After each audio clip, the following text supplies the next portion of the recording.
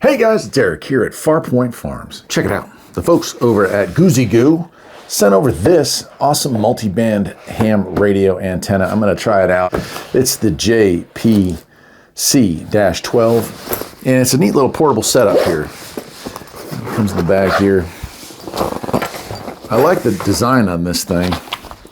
Online enough to do it. So to change bands, we have this whole selector here, which I think is a really nifty idea, the way they did that.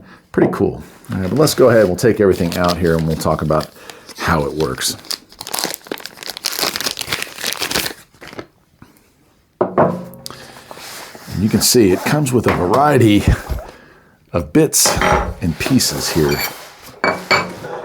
And I'm wondering already, like, what the possibility of setting something like this up as a permanent install would look like. Maybe we can get away with that. That would be awfully nice. Let's take a look at what we've got here. The JPC-12 portable antenna, high-end version. Full color manual, by the way, which is really sweet. Antenna description. The new version of the antenna optimizes the induction coil upgraded contact shrapnel.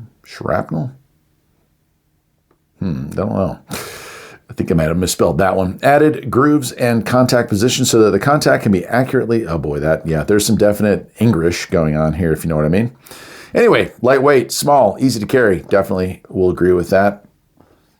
Weighs about 1.4 kilos, so about 3 pounds, let's say. Working frequency is 8 different bands. This I like. 40 meter, 30 meter, 20 meter, 17 meter, 15 meter, 12 meter, 10 meter, and 6 meter. In other words, 7 megahertz all the way to 50 megahertz. That's really nice. 50 ohms. Maximum power on sideband is 100 watts. Perfect match for the ICOM. SWR on 40 meter is going to be in the 1.3 range. Other bands can be adjusted all the way down to 1.1. That's pretty cool. It says, it just talks about what we have. And then setup. Put the connecting ring of the ground mesh directly on the thread rod of the ground anchor and screw it down to the base. That would be this. So this thing comes with literally a spike, which is also your ground, right? So you can screw that in. Let's see, I believe that's the base, right? Right, so you can take that, boom, jam that into the ground. Here is your antenna lead, PL259 lead here. So this is going to screw into here.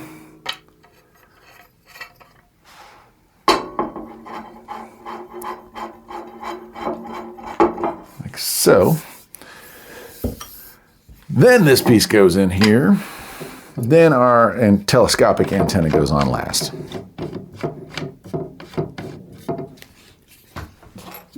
Like so. All right, there we go. That looks more like it. Awesome. All right, let me just lean that up against there. All right, and let's see what else. So we have a ground wire here. I didn't really talk about that yet, but let's see what we can find. Most of this manual, by the way, is actually in Mandarin or some dialect of Chinese. So you're kind of stuck with pictures. Yeah, a lot of this is just going to be pictures. Rod antenna, I think. And I'm left thinking because I just don't know with these instructions. But my guess would be that that ground goes in here as like a ground plane, basically. So that's a ground rod. And this single wire here will act as our ground plane. So thread that on. Yeah, that makes sense to me. I hope I'm right about this, or we'll find out the hard way.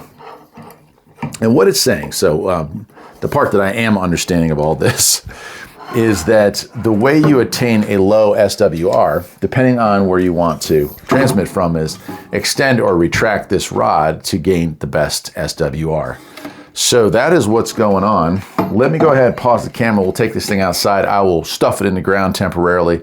We'll raise the mast up, and we'll just do a quick SWR check. Like I said, so I have a video on the ICOM 7300. I'll make a video on that.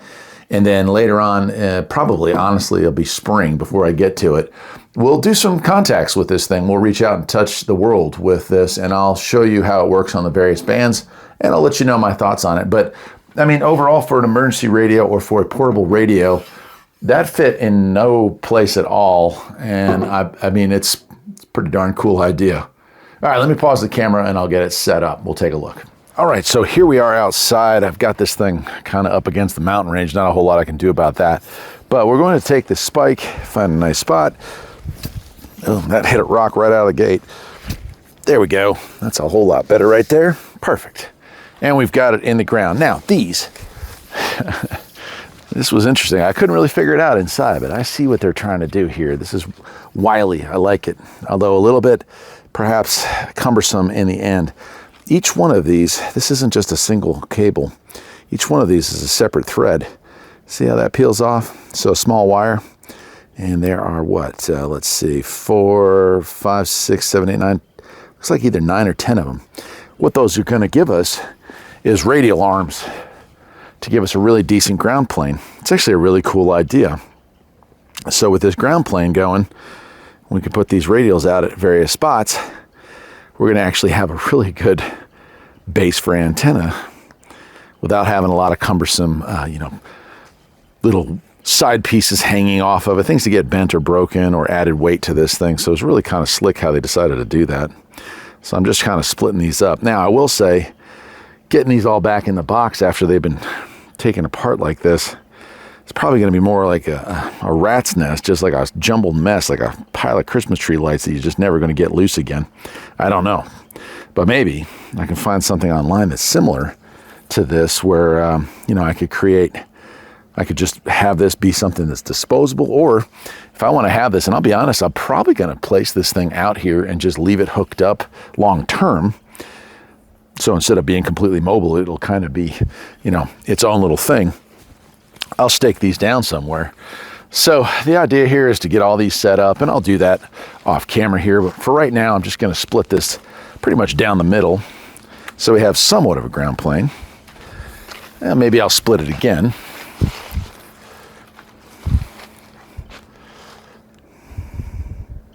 And finally, we'll put one over here. All right, there we go. So now we have a bit of a ground plane. Let me move the camera closer in and I'll show you how we're going to make our adjustments on this thing. There's 2 ways to adjust it to get the lowest SWR. Okay.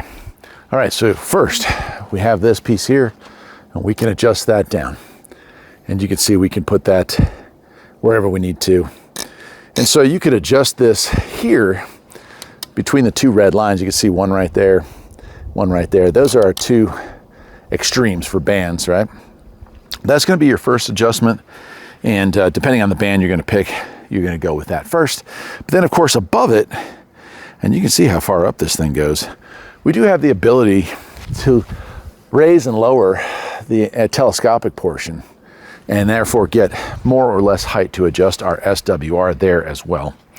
Now, for me, I'm going to set this thing up to the 10-meter band just because I don't have a mobile ham radio out here to test it with. But I'm going to test this with the... I've got a Randy portable walkie-talkie that's 11 meters. So we're going to get it close to that. I can do an SWR link there and see how well it performs. And that'll wrap up this video. But like I said, over the course of the next few months, I'm going to use this antenna quite a bit on different bands with the ICOM 7300. And I'm going to try to make some contacts. Obviously not an ideal location to set this up against the mountain, but I live in the mountains, so that's kind of what we're stuck with. And we're going to see how well it works. I'm looking forward to it. Let's do it. All right, well, I've got it pretty well dialed in. It's like a 1.3. I don't know if you can see that okay, but I'm on channel 19, right in the middle of the 11-meter band. And SWR is about a 1.2, 1.3. So pretty impressive for an early result on this thing, but you can see it's up there and it's working.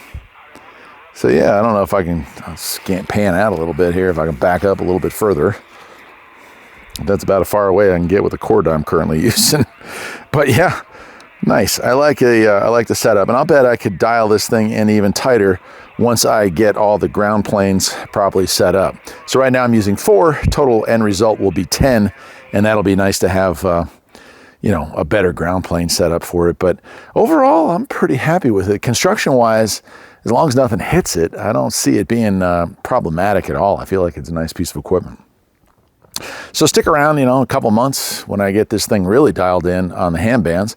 I'll do a review of it with the ICOM 7300. We'll see if we can make some contacts with that. Till next time, my friends, take care.